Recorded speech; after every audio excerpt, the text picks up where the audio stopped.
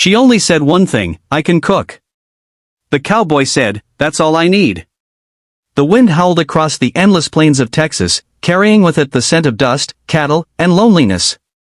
The small town of Dry Creek barely flickered with life, just a row of wooden storefronts, a tired saloon, and a church whose bell hadn't rung in weeks. It was the kind of town where hope came slow and left quickly. In that town, one cold morning, a young woman stepped off a creaking stagecoach. Her shoes were worn, her dress plain, and her eyes heavy with the weight of someone who had nowhere left to go. Her name was Clara. Clara had never been one to beg, but life had whittled her down to survival. She had lost her family in a fever outbreak, sold every keepsake she owned, and left behind the only home she had ever known. With nothing but a tattered satchel and a heart desperate for belonging, she arrived at Dry Creek searching not for riches, but for a chance to live another day. The townsfolk looked at her with suspicion. In a place where every man worked the land and every woman fought tooth and nail to keep a roof over her children, a stranger without kin was nothing but trouble. The saloon keeper shook his head when she asked for work, the store owner muttered about too many mouths already, and even the preacher's wife, kind as she was, admitted she couldn't take in another soul. Clara sat on the steps of the church, clutching her satchel, her eyes brimming with tears she refused to let fall. That's when she heard the slow, steady steps of boots on wood. She looked up to see a man tall, broad-shouldered, with dust on his hat and weariness in his eyes.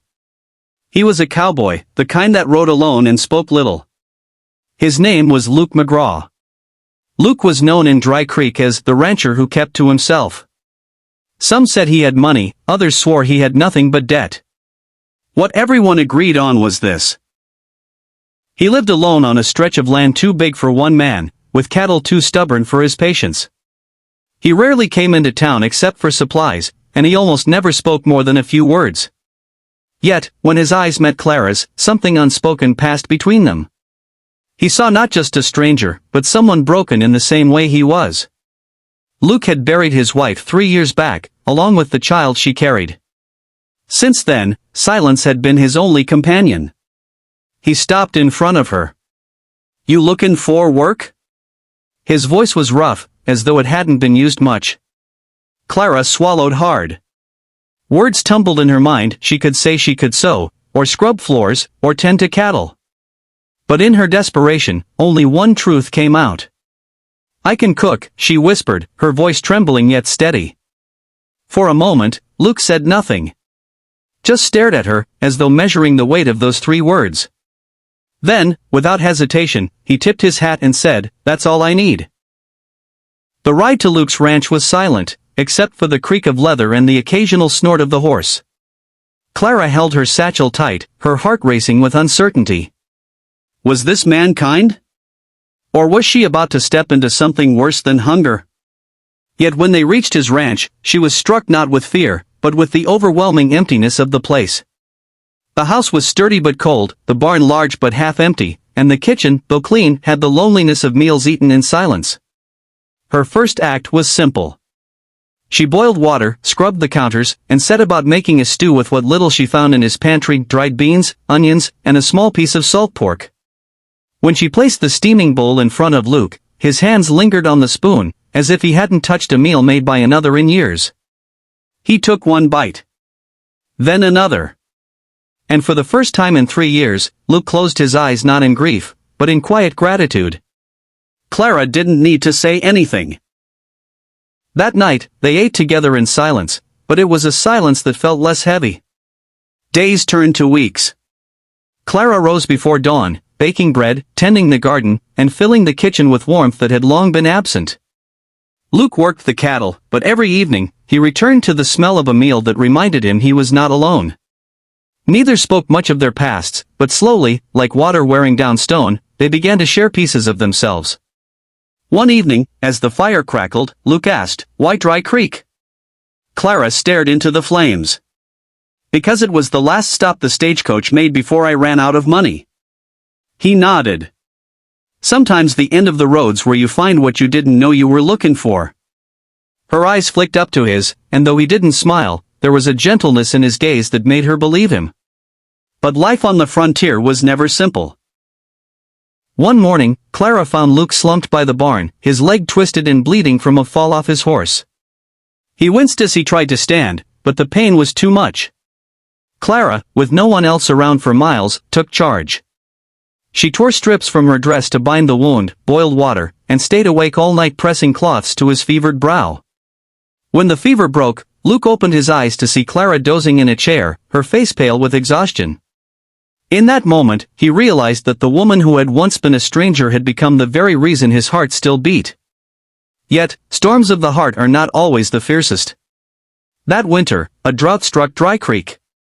The cattle weakened, the ground cracked, and food became scarce.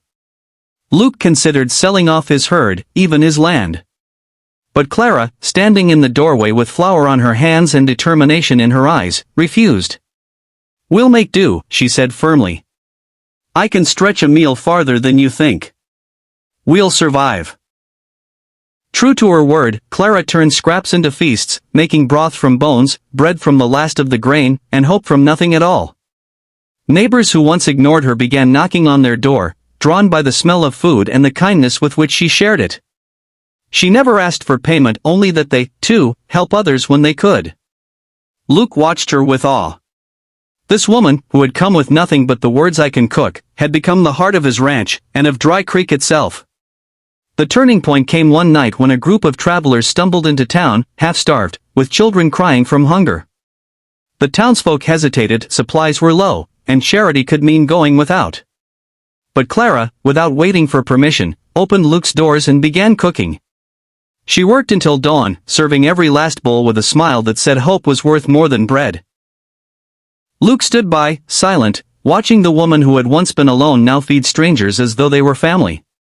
His chest tightened with a feeling he hadn't allowed himself in years. Love, not the fragile kind that fear destroys, but the kind that endures through storms and droughts. When the last bowl was served, and the last child tucked to sleep on a makeshift bed, Clara sank into a chair, exhausted. Luke knelt beside her, took her hand, and with a voice rough with emotion, said, "Clara, you gave me back more than I thought I'd ever have again. A home.